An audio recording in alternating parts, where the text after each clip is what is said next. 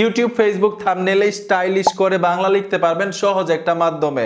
আমরা সকলেই জানি বাংলায় লিখতে গেলেও কিন্তু ফন্ট ব্যবহার করতে হয়। বিভিন্ন অ্যাপ্লিকেশনে ফন্ট অ্যাড করে লেখাটা কিন্তু এত সহজ না ভাই। আজকে সহজ করে দিব আপনাদেরকে।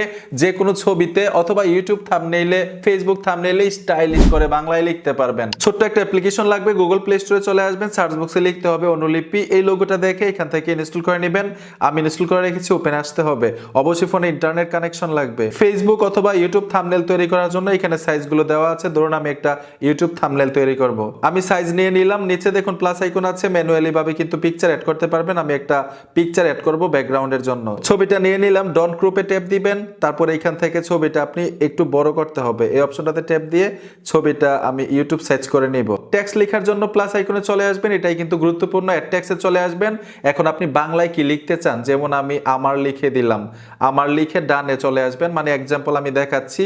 এই লেখাটাকে আমি স্টাইলিশ করে দেখাচ্ছি আপনাদেরকে। এইখানে ফন্ট লেখা আছে, ফন্টে চলে আসবেন। আপনি কোন ফন্ট সিলেক্ট করবেন, এখান থেকে জাস্ট টাচ করবেন ভাই, অটোমেটিক কিন্তু স্টাইলিশ হয়ে যাবে। আমি এখান থেকে ফন্টটা অ্যাড করে নিলাম। এই যে দেখুন স্টাইলিশ লেখাটা চলে আসলো।